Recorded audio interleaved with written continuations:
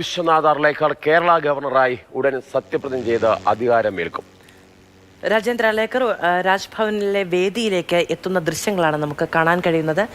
ഒരു കസവ് നേരിയതൊക്കെ ധരിച്ചാണ് പുതിയ ഗവർണർ സത്യപ്രതിജ്ഞാ ചടങ്ങിൽ വേദിയിലേക്ക് എത്തുന്നത്. ശാന്തവും സമാധാനവുമായുള്ള ഒരു രാഷ്ട്രീയ നീക്കം ഉണ്ടാകുമെന്നൊക്കെയുള്ള സൂചന അദ്ദേഹം നൽകിയിട്ടുണ്ട്. ഈ മാസം 17-ാം തീയതി തന്നെ 15-ാം കേരള നിയമസഭയുടെ 13-ാമത്തെ സമ്മേളനം ആരംഭിക്കുവാൻ വേണ്ടിയുള്ള നിർദ്ദേശം ഇന്നലെ മന്ത്രിസഭ ചേർന്ന് തീരുമാനമെടുത്തിട്ടുണ്ട്. പ്രഖ്യാപന പ്രസംഗം അടക്കം നമ്മൾ കേൾക്കാൻ പോവുകയാണ്. ഏതാണ്ട് ഒരു മാസത്തിനുള്ളിൽ എന്താണ് ഗവർണറുടെ നയം, എന്താണ് സർക്കാരിന്റെ നയം എന്നത് സംബന്ധിച്ച് നമുക്ക് ധാരണയുണ്ടാകും. നന്നായി പോകട്ടെ. ഇന്നലെ മുഖ്യമന്ത്രി നേരിട്ടെത്തിയാണ് അദ്ദേഹത്തെ സ്വീകരിച്ചത്. നമുക്കറിയാവുന്നതാണ്.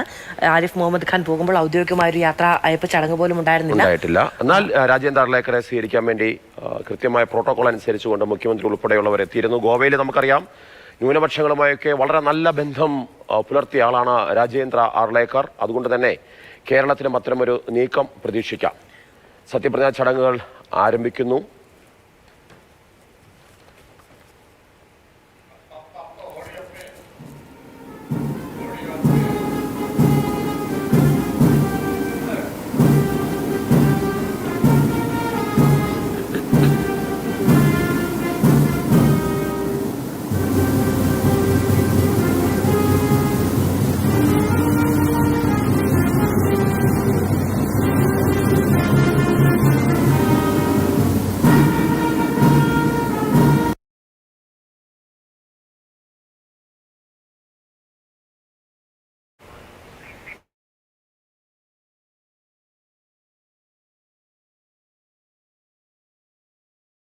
ഗവർണറായി ചെയ്ത് അധികാരമേൽക്കാൻ പോവുകയാണ്.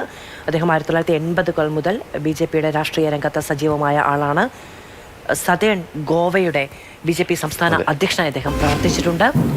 ഗോവ മന്ത്രിയായിരുന്നു.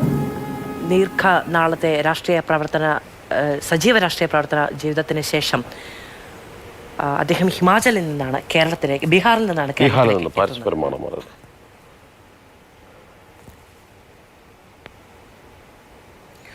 അദ്ദേഹത്തിന്റെ പങ്കാളി അനഘ അർലേക്കർ കൂടി ഈ ചടങ്ങിൽ പങ്കെടുക്കുകയാണ്. അധികാരമേൽക്കുന്ന ചടങ്ങിൽ അനഘ അർലേക്കറും പങ്കെടുക്കുന്നുണ്ട്.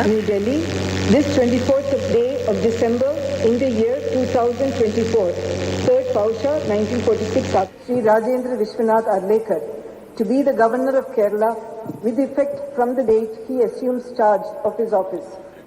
Given at Rashtrapati Bhavan, New Delhi, this 24th day of December in the year 2024, 3rd Pausha 1946 Saka, in the 75th year of the Republic of India, signed the President of India. Rajendra Vishwanath Arlekar do swear in the name of God that I will faithfully execute the office of Governor of Kerala and will, to the best of my ability, preserve, protect and defend the Constitution of India and the law, and that I will devote myself to the service and well-being of Kerala.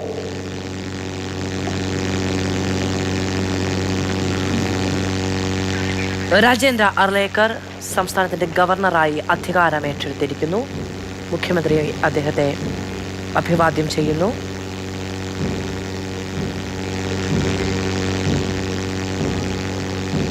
രാജ്ഭവനിൽ നിന്നുള്ള സത്യപ്രതിജ്ഞാ ചടങ്ങാണ് തത്സമയം നമ്മൾ കാണുന്നത്.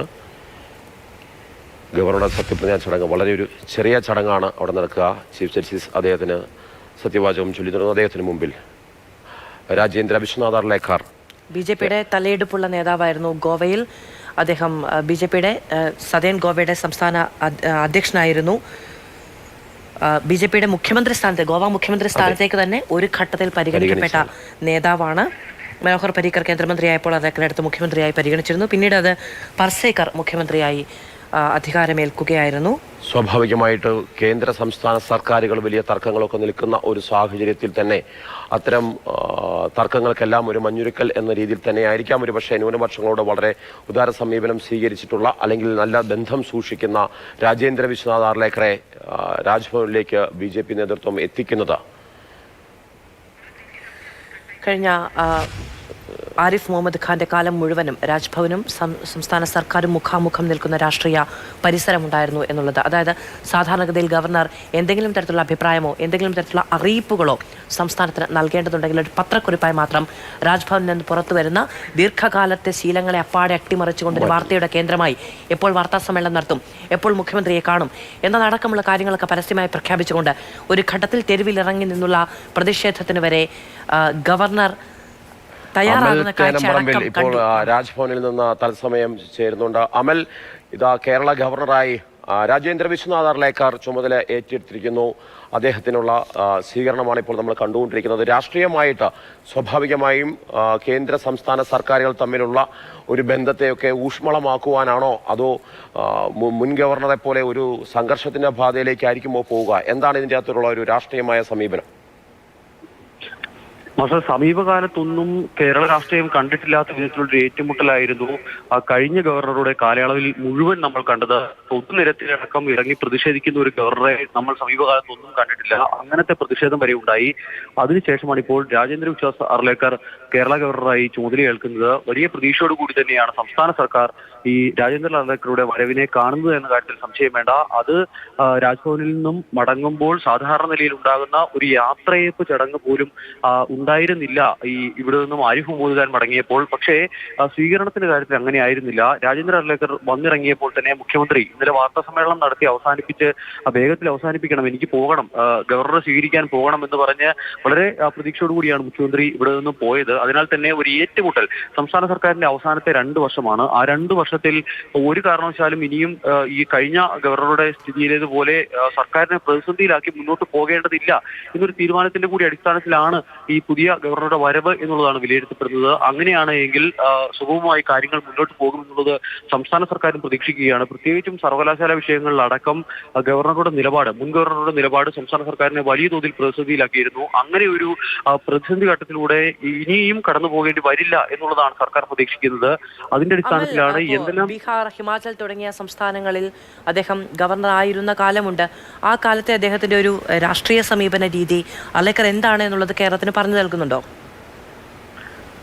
ഹിമാചലിൽ ഗവർണറായിരുന്ന സമയത്ത് നേരത്തെ marshal ചോദിച്ചതുപോലത്തെ ഒരു പ്രശ്നം നിലനിൽക്കുന്നുണ്ട്. അതായത് സർവകലാശാല വിഷയത്തിലടക്കം അല്ലെങ്കിൽ ഈ മുൻ ഗവർണർ എങ്ങനെയാണോ ഇടപെട്ടിരുന്നത് അതിന് സമാനമായി തന്നെ ഇടപെട്ടൊരു ഗവർണറാണ് അർലേക്കർ എന്ന കാര്യത്തിലും സംശയം വേണ്ട. അതോടൊപ്പം തന്നെ എടുത്തു പറയേണ്ട മറ്റൊരു കാര്യം, സാധാരണക്കാരുമായി നേരിട്ട് ഇടപഴകുന്ന ഒരു ഗവർണറായിരുന്നു ഹിമാചലിൽ ഗവർണറായിരുന്ന സമയത്ത്. പക്ഷേ അതിനുശേഷം പിന്നീട് ബീഹാറിലേക്ക് എത്തുമ്പോൾ ആ സ്ഥിതി മാറുകയാണ്. പ്രത്യേകിച്ചും ബീഹാറിൽ BJP ഭരണമുള്ള ഒരു സംസ്ഥാനം, അല്ലെങ്കിൽ NDAക്ക് അധികാരമുള്ള ഒരു സംസ്ഥാനം. അങ്ങനെ അധികാരമുള്ള ഒരു സംസ്ഥാനത്തേക്ക് എത്തുമ്പോൾ ഗവർണറുടെ സ്വഭാവ രീതി അല്ലെങ്കിൽ പ്രവർത്തന രീതി മുഴുവനായി മാറുന്നതാണ് കണ്ടത്. അതിനുശേഷം പിന്നീട് ഈ സാധാരണക്കാർക്ക് ഇടയിലേക്ക് നേരിട്ടിറങ്ങിയുള്ള ഹിമാചൽ ഗവർണറായിരുന്ന സമയത്ത് ഗവർണറുടെ പ്രവർത്തനം രാഷ്ട്രീയ പ്രവർത്തനമാണെന്നുള്ള ആരോപണം പലവട്ടം കേട്ടതാണ്. അങ്ങനെ ഒരു ഗവർണറാണ്. അതിനാൽ തന്നെ 2 ശൈലിയുണ്ട്. അതിൽ ഏത് ശൈലിയാണ് ഇവിടെ പ്രായോഗികമായി ഗവർണർ നടപ്പാക്കുക എന്നുള്ളതായിരിക്കും ഏറ്റവും പ്രധാനപ്പെട്ട കാര്യം. നിലവിൽ സംസ്ഥാന സർക്കാരിന്റെ ഒരു പ്രതീക്ഷ എന്ന് പറയുന്നത് ഹിമാചലിലെ ഗവർണറായിരുന്ന കാലത്തെ പ്രവർത്തന രീതി ഇവിടെ അവലംബിക്കില്ല. പകരം ബീഹാറിൽ എങ്ങനെയായിരുന്നു ഉണ്ടായിരുന്നത്, സംസ്ഥാന സർക്കാരിന് വലിയ ബുദ്ധിമുട്ടൊന്നും ഉണ്ടാക്കാതെ രാജേന്ദ്ര വിശ്വനാഥ് അർലേക്കർ നമ്മുടെ ഗവർണറായി എത്തുമ്പോൾ സ്വാഭാവികമായിട്ടും ഒരു കേന്ദ്രത്തിന്റെ ഒരു ഇടപെടൽ, രാഷ്ട്രീയമായ രീതികളുള്ള ഇടപെടലുകൾ വളരെ കൃത്യമായി തന്നെ മുന്നോട്ട് വെക്കാൻ കഴിയുന്ന ഒരു നേതാവാണ് അദ്ദേഹം. എന്ന് മാത്രമല്ല, നമുക്കറിയാം ആരിഫ് മുഹമ്മദ് ഖാൻ ഇവിടുന്ന് പോകുന്നതിന് മുമ്പ് അദ്ദേഹം പിണറായി മന്ത്രിസഭയിലെ ഒരു മന്ത്രിയോട് തനിക്ക് അനിഷ്ടമുണ്ട് എന്ന് വളരെ പരസ്യമായി പറയുകയും അതോടൊപ്പം തന്നെ SFI മുതൽ CPM പോളിറ്റ് ബ്യൂറോ വരെ ഏറ്റുമുട്ടലുമായി മുന്നോട്ട് പോവുകയും ചെയ്തിട്ടുള്ള ഒരു നേതാവായിരുന്നു, ഗവർണറായിരുന്നു ആരിഫ് മുഹമ്മദ് ഖാൻ. അപ്പം സ്വാഭാവികമായും അതിൻ്റെ തുടർച്ചയിലാണ് ഇദ്ദേഹം എത്തുന്നത്. ഒരു പക്ഷേ ഗവർണർ ആരിഫ് മുഹമ്മദ് ഖാൻ ഉണ്ടാക്കിയിട്ടുള്ള ഒരു പ്രതിസന്ധി, ഭരണപരമായിട്ടുള്ള തർക്കങ്ങൾ, ഇതെല്ലാം തന്നെ ഒരു പക്ഷേ ഇല്ലാതാക്കുക എന്നുള്ള ലക്ഷ്യം അദ്ദേഹത്തിനുണ്ടാകാം. അതല്ലെങ്കിൽ ഗവർണർ ആരിഫ് മുഹമ്മദ് ഖാനെ കൊണ്ട് സാധിക്കാത്ത കാര്യം നടപ്പാക്കുക എന്നുള്ള രാഷ്ട്രീയ അജണ്ട കൂടി BJP നേതൃത്വത്തിന്റെ ഭാഗത്തു നിന്ന് അല്ലെങ്കിൽ കേന്ദ്ര സർക്കാരിന്റെ ഭാഗത്തു നിന്ന് ഉണ്ടായാൽ നമ്മൾ അത്ഭുതപ്പെടേണ്ടതില്ല. അതുകൊണ്ട് എന്തായിരിക്കും, ഏത് ടേണിലായിരിക്കും തിരിയുക, പന്ത് എങ്ങോട്ടായിരിക്കും മാറുക എന്നുള്ളത് ഇനിയും കാത്തിരുന്ന് കാണേണ്ട ഒരു വിഷയമാണ്. ആദ്യത്തെ നയപ്രഖ്യാപനം എന്ന് പറയുന്നത് സർക്കാരിനെ തിരുത്താനോ നയിക്കാനോ അല്ല താൻ വരുന്നത് എന്നുള്ളതാണ്. അത് അങ്ങനെ തന്നെയാണ് വേണ്ടതും. അതിനുള്ള ഉത്തരവാദിത്തം ഗവർണർക്ക് ഗവർണറിൽ ഇല്ല എന്നുള്ള ഒരു യാഥാർത്ഥ്യം തിരിച്ചറിഞ്ഞുകൊണ്ട് മുന്നോട്ട് പോകാൻ രാജ്ഭവൻ തയ്യാറാവുകയാണെങ്കിൽ, ഗവർണർ തയ്യാറാവുകയാണെങ്കിൽ ഈ ഏറ്റുമുട്ടലുകൾ ഉണ്ടാവുകയില്ല. അതിനപ്പുറത്ത് നേരത്തെ അമൽ പറഞ്ഞതുപോലെ സർവകലാശാല വിഷയങ്ങളിലടക്കം അദ്ദേഹം മുൻപ് നടത്തിയ ഇടപെടലുകൾ അതേപടി ആവർത്തിക്കുകയാണ് എങ്കിൽ സർവകലാശാല വിഷയങ്ങളിൽ സ്വാഭാവികമായും ഇപ്പോഴത്തെ മുൻപുണ്ടായിരുന്ന ഗവർണറും സംസ്ഥാന സർക്കാരും തമ്മിൽ വലിയ ഏറ്റുമുട്ടലുകൾ നടന്നിട്ടുണ്ട്. അദ്ദേഹം എടുക്കുന്ന ഒരു നിലപാട് എന്തായിരിക്കും എന്നുള്ളതൊക്കെ വളരെ കൗതുകമുള്ള കാര്യമാണ്. നയപ്രഖ്യാപന പ്രസംഗം തയ്യാറാക്കാനുള്ള ചുമതല കഴിഞ്ഞ ദിവസമാണ് മന്ത്രിസഭ ഉദ്യോഗസ്ഥരെ ഏൽപ്പിച്ചിട്ടുള്ളത്. അതനുസരിച്ചിട്ടുള്ള നയപ്രഖ്യാപനം, കേരളത്തിന്റെ നയപ്രഖ്യാപനം എന്തായിരിക്കുമെന്ന് നോക്കുമ്പോൾ എനിക്ക് തോന്നുന്നത് വയനാട് ഉൾപ്പെടെയുള്ള പ്രശ്നങ്ങളിൽ കേന്ദ്ര സർക്കാർ സ്വീകരിക്കുന്ന നിരുത്തരവാദപരമായ സമീപനമുണ്ട് എന്നുള്ള ആരോപണം ഉൾപ്പെടെയുള്ള വിഷയങ്ങൾ എന്തായാലും ഈ 15ാം കേരള നിയമസഭയുടെ 13ാം സമ്മേളനം ഈ മാസം 17-ന് മിക്കവാറും ചേരും. ആ സമയത്ത് നയപ്രഖ്യാപനം നടത്തുമ്പോൾ അദ്ദേഹത്തിന് വായിക്കേണ്ടി വരുമോ? അതല്ല, മുൻ ഗവർണർമാർ ചെയ്ത പോലെ ആ ഭാഗം വിട്ടുകളഞ്ഞുകൊണ്ട് ഒരു രാഷ്ട്രീയ പ്രതിസന്ധി അല്ലെങ്കിൽ ഭരണഘടനാപരമായിട്ടുള്ള ഉത്തരവാദിത്തത്തിൽ നിന്നുകൊണ്ട് തന്നെ രാഷ്ട്രീയമായ നീക്കം അദ്ദേഹം നടത്തുമോ എന്നുള്ള കാര്യം കൂടി കേരളം ഇനിയും കാത്തിരുന്ന് കാണേണ്ടതാണ്. എന്താണ് പിണറായി വിജയനെ പോലെയുള്ള CPM-ന്റെ ഒരു മുതിർന്ന നേതാവ് അദ്ദേഹത്തിന് വേണ്ടി നയപ്രഖ്യാപനത്തിന് മുമ്പ് നൽകുക? ആ പ്രഖ്യാപനം അദ്ദേഹം എങ്ങനെ നടത്തും എന്നുള്ളതായിരിക്കും ഒരു പക്ഷേ ഗവർണർ രാജേന്ദ്ര വിശ്വനാഥ് അർലേക്കർ രാജ്ഭവനിൽ നിന്ന് നേരിടുന്ന ആദ്യത്തെ ഒരു രാഷ്ട്രീയ നീക്കം എന്ന് നമുക്ക് പറയാം. ഭരണഘടനാപരമായ രീതിയിലുള്ള ഇടപെടലുകൾ അദ്ദേഹം കൃത്യമായി വഹിക്കുമെങ്കിൽ ഒരുപക്ഷെ കേരള സർക്കാരുകൾ തമ്മിലുള്ള സുഗമമായ ഒരു പ്രവർത്തനത്തിന് ഒരു പാത വെട്ടി തുറന്നു കൊടുക്കാൻ ഒരുപക്ഷെ സാധിക്കും എന്നുള്ളതും ചിന്തനീയമായിട്ടുള്ള കാര്യമായി തോന്നുന്നു. 2ാം LDF സർക്കാരിന്റെ അവസാനത്തെ 1.5 വർഷക്കാലമാണ്. ഒരു വലിയ മുഖാമുഖം ബലാബലമൊക്കെ നടക്കുകയാണ് എങ്കിൽ അത് വലിയ രാഷ്ട്രീയ പ്രതിസന്ധിക്കും രാഷ്ട്രീയ ചർച്ചകൾക്കും വിവാദങ്ങൾക്കും കാരണമാകും എന്നതുകൂടി നമ്മൾ ഓർക്കേണ്ടതുണ്ട്. അതിനിടയിലാണ് പുതിയ ഗവർണർ സ്ഥാനമേൽക്കുന്നത്, അധികാരമേൽക്കുന്നത്. രാജ്ഭവനിൽ സത്യപ്രതിജ്ഞാ ചടങ്ങുകൾ പൂർത്തിയായിരിക്കുന്നു.